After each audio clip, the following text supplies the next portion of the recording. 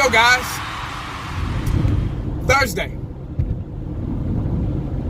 4 down, 1 to go. Before I get to my review of the game, and what the Cowboys need to do to win the game, I want to talk about something I experienced this morning. It'll be really quick, I promise. I was on the way to work this morning, and I was probably about 10 minutes away. Almost there. And these cars were battling each other for position. Just all the way up the freeway. They were just fighting, you know. One car would cut the other off, and the other car would get off from behind him and cut him off, and they just kept doing it back and forth, back and forth. And I was talking to my wife, through the speakers of the car, and I always talk to my wife on the way to work, because she's on the way to work, as well. So we always talk to each other until we get to work. But anyway, I told my wife, I said, these cars somebody's gonna wreck. Somebody's gonna get hurt. And I'd be damned. The SUV cut the little car off one last time, and that little car kind of yanked over, because I guess he got mad because he cut him off again, and the little car got over really quick, and he didn't see an 18-wheeler in his blind side, and he went under the 18-wheeler. The 18-wheeler dragged him, I said, probably about 60 yards. I don't even think the 18-wheeler was aware at first.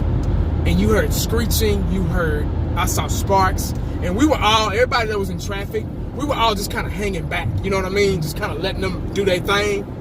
And we were all just kind of hanging back, especially when the accident occurred. We just kind of hung back and just waited on it to end. And that's one thing about a car accident. Once you're in it, there's nothing you can do until the car stopped.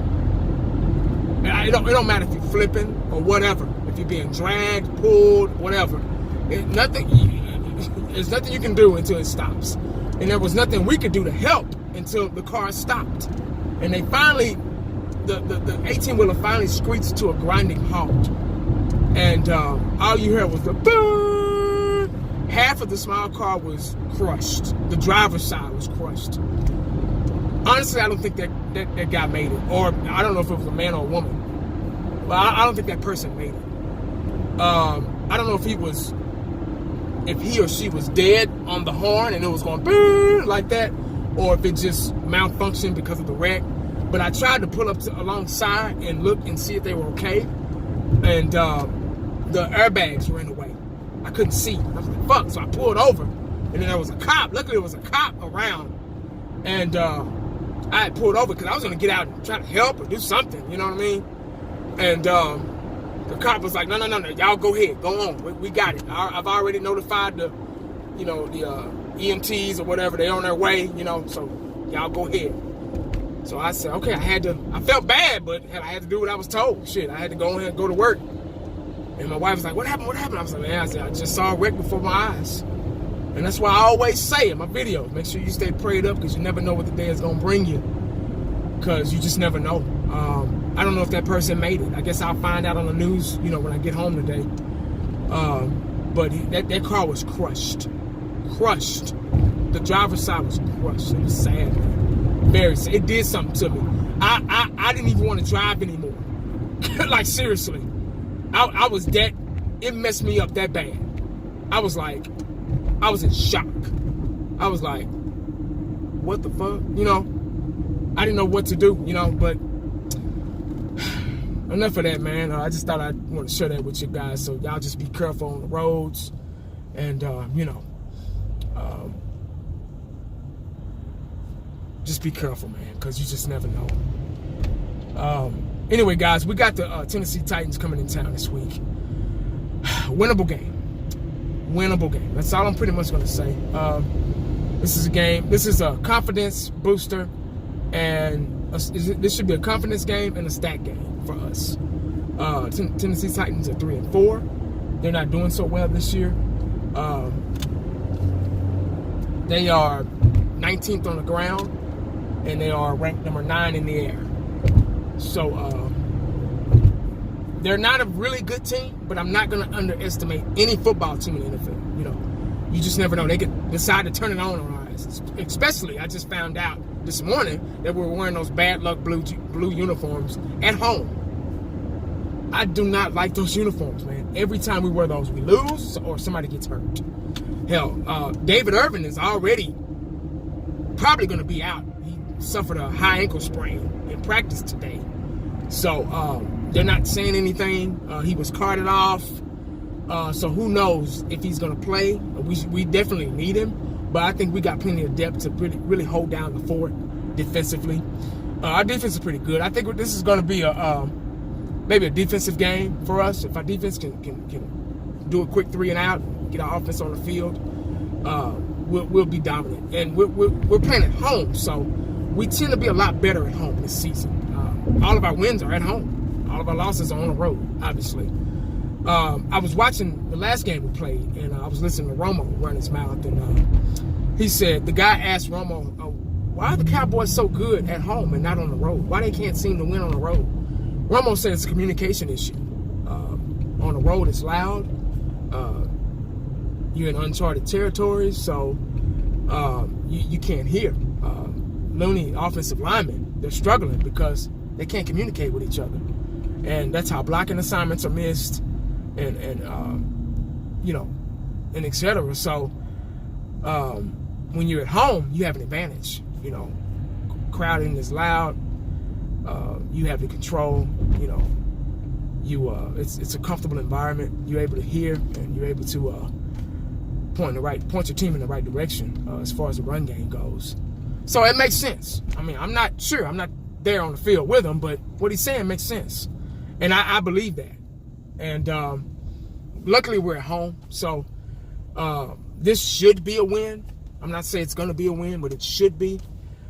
Tennessee is a pretty good team. They're 3-4. They're second in their division. So they're just like us. I believe we are talent-wise. I believe we're the better team. Especially if we played at home like we played against the Jaguars. We're unstoppable. And I think we can do that. So we can win this game. The thing we need to get going at first is the run game. We need to establish that run game really quick, and I think I say that every week.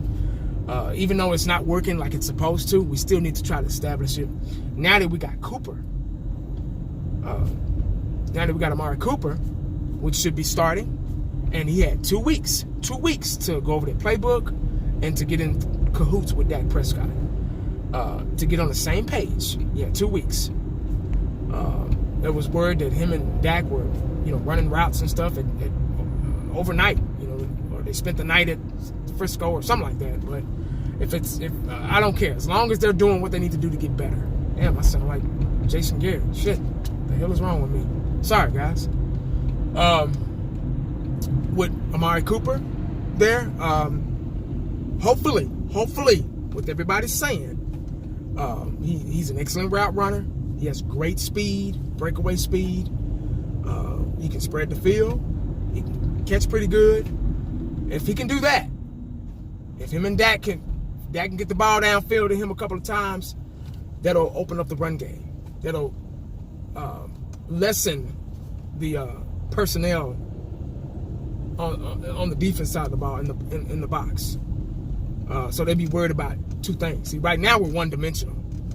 They know when we're going to run. They know when we're going to pass. And they know who we're going to go to. So hopefully he'll be able to open that door that we need to be successful on the offense. Because we need a push. We need a push on the offensive side of the ball. We got a couple of weapons, but we just don't know how to use them. And hopefully he'll break that mold, that chain that's around the team.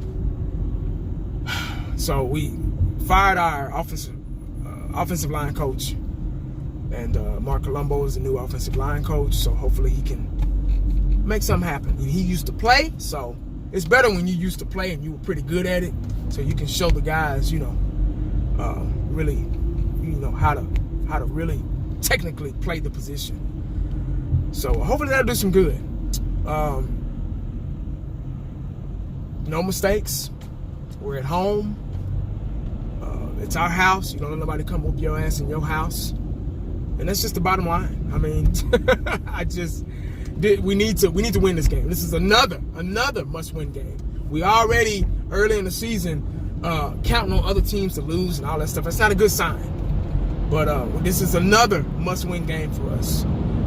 So, dude, if we win this game, we'll be 4-4, and who knows where that'll put us in the NFC East. It'll probably put us back at number 2. But we got a game tonight too, Oakland and San Francisco. So it'll be okay. Some kind of football shit. I'm kind of happy to see the Cowboys. I had a good weekend last week, and I was able to do family things and get a break from football. But now it's time to get back at it. It's time to put the women and children to bed and go looking for dinner.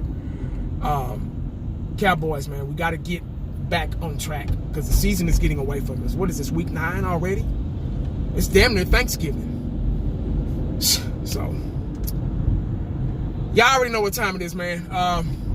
Hopefully this will be a win this week. We'll be 4-4. Hopefully we can get some stats and get Zeke back, get Dak back, get everybody going, get everybody on one page, get Amari Cooper a 100-yard receiving game, Cole Beasley a 100-yard receiving game, and just all to the ball in a bad mood. Hot Boys need about 5 sacks a piece. But anyway, guys, make sure you stay cowboyed up and prayed up because you never know what the day is going to bring you. Holla back at your boy. I'm out.